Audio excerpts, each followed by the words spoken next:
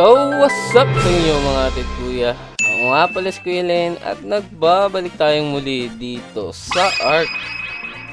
So, ngayong araw mga atit kuya may nakakalungkot tayong information regarding dito sa ARK, no? Kaka-announce lang po kanina na ang ARK po ay magsasara na po ulit, okay? Yung beta server or yung etong beta testing chuchu is magsasara for indefinite time, okay?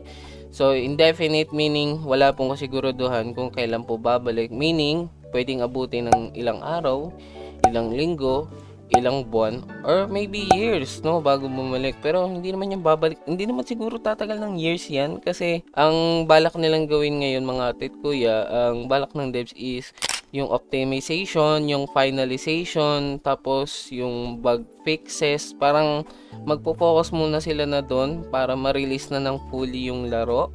Okay, kasi ngayon mga tit kuya nasa 15% tayo ng game. And alam nyo naman madaming bugs kayo na-encounter. And nakikita po ng devs yon sa Discord kasi may mga report ng bugs doon. So gusto nila mag-focus doon para siguro maayos na and malabas na nila yung laro.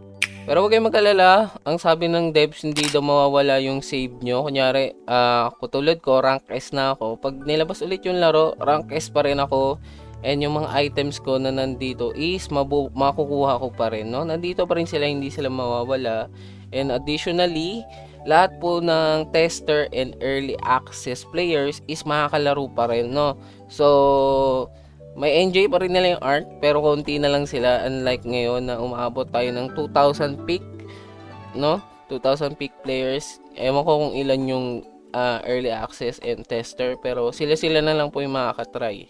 So another thing doon is hindi po natin makikita yung Halloween part 2 and 3. Ang makapag-enjoy lang po noon is yung mga tester and early access player.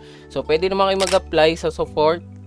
Ano lang kayo ng support ticket, then mag-apply kayo for tester or early access player kung gusto nyo ma-enjoy yung part 2 and 3. So Ellen, ikaw ba mag-a-apply ka ba? Hindi po ako mag-a-apply, okay? Hindi nga ako nag-apply nung bago pa lang to kasi ayoko maglaro ng yung sobrang spoil ahead ako. Gusto ko nakakalaro ko kapag nakakalaro din yung mga nanonood sa akin or nakakalaro kayo. Naglaro lang naman ako nito ngayon kasi nga nag-open siya for public, 'di ba? So ngayon magsasara na siya for public. Hindi na ako maglalaro ulit nito. And hindi po ako mag-a-apply kasi nga ayoko ma-spoil and ayoko maglaro ng hindi naman din nakakalaro yung mga nanonood sa akin. Yun lang yung point ko kaya ako naglaro talaga nito kasi nga nag-open for public siya. And makikita ko kayo, no? Makakalaro din ko kayo. Kaya naglaro ako nito. Another thing naman doon kasi wala naman akong kailangan habulin. Max rank na ako and sa items naman halos magaganda na po items ko.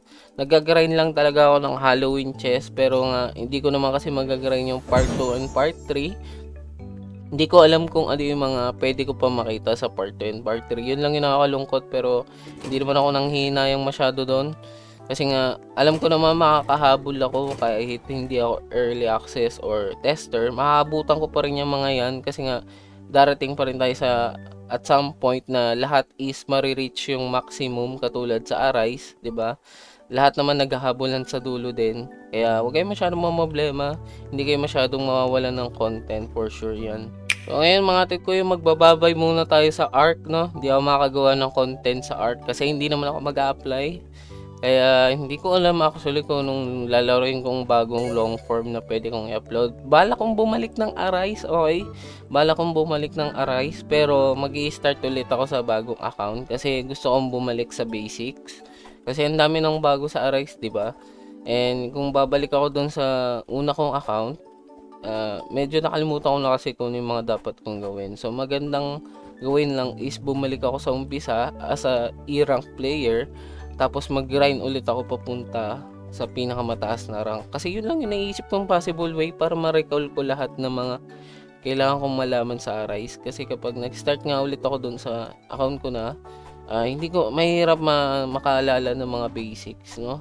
So yun lang naman mga tit kuya, may kling video lang to for announcement sa paparating na pagbabago sa ARK, no?